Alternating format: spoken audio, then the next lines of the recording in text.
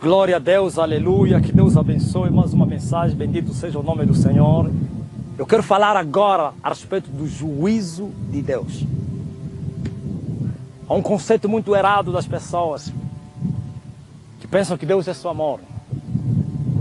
E que o amor de Deus impediria Deus destruir as pessoas, julgar as pessoas, condenar as pessoas. Não, um erro. Temos que ler a Bíblia toda. Deus amou, aleluia.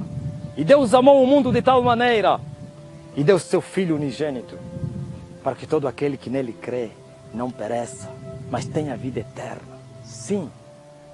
Presta bem atenção. Olha o erro que vocês cometeram. Quando vocês só falam do amor de Deus, não termina o versículo.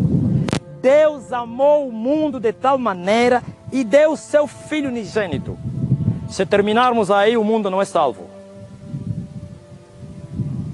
Se nós amputarmos esse versículo, o mundo, ninguém será salvo.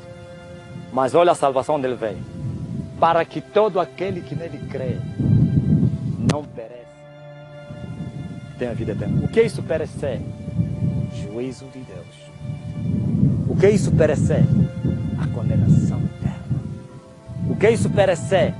A perdição. Perdição é a morte. E o lugar da morte é onde? No inferno. Vocês têm medo de falar do inferno? Ele é tão real como o céu é. Se vocês pregam que existe um céu onde vocês nunca chegaram, nunca viram, também devem pregar a existência do inferno. Porque vocês viram na Bíblia que existe a Nova Jerusalém. Também existe o inferno. O amor de Deus foi derramado na cruz do Calvário. Foi manifesto em Cristo Jesus, nosso Senhor. Por isso ele deu o seu Filho unigênito. Para que todo aquele que nele crê, a resposta, primeiro Deus fez, e agora a humanidade, o homem tem que responder o que Deus fez. Deus amou e deu. Deu o quê? Matou o Filho dele. Morreu pelos pecadores. Derramou a sua vida. Agora a salvação está em aqueles a quem ele veio resgatar, salvar. Devem crer nele. Para que todo aquele que nele crê não pereça. Quando ele está falando não pereça, para que não haja juízo de Deus sobre ele. Para que o juízo de Deus, a condenação não caia sobre ele. Então existem juízos de Deus. Deus é um Deus de juízo. De juízo. Deus julga. Olha o que Jesus falou no livro de Mateus capítulo 7, 19. Toda árvore que não dá bom fruto, corta-se e lança-se no fogo. Ouviste? Essas árvores que Jesus falava, ou essa árvore, são homens. Todo homem que não der frutos vai ser cortado e lançado no fogo. Ser lançado no fogo é o juízo de Deus. Esse fogo não é outra coisa, mas senão o julgamento de Deus. O inferno. O julgamento de Deus termina no inferno. O inferno não foi preparado para os homens. O inferno foi preparado para o diabo e os seus anjos. Mas os homens prevaricadores irão para lá contra a vontade de Deus. A vontade de Deus é que todos fossem para o céu.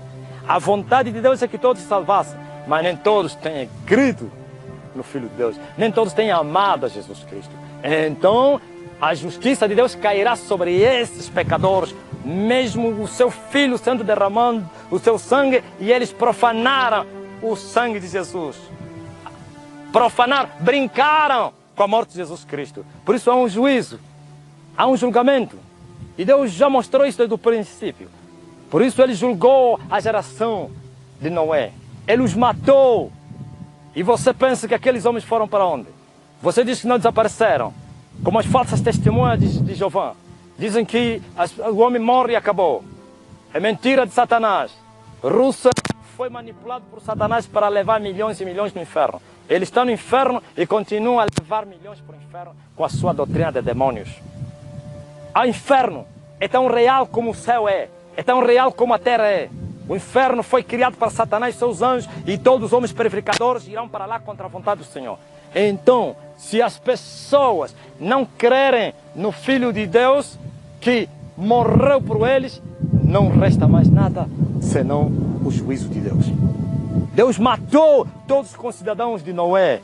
Os exterminou. E diz a Bíblia, só 8 almas foram salvas.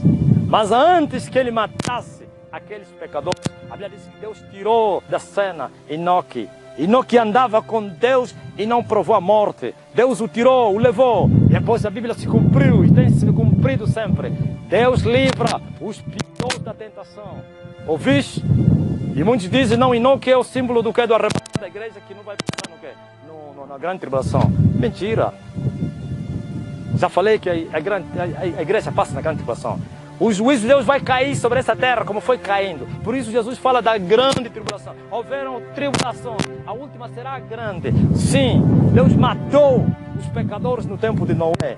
Todos morreram. Voltou a matar 2 cidades, Sodoma e Gomorra. E o escritor, o apóstolo, disse que esses foram mortos, foram destruídas essas cidades, para que servissem de exemplo para nós. Se Deus não poupou a cidade de Sodoma e Gomorra, a geração de Noé, como vai poupar os pecadores dessa geração?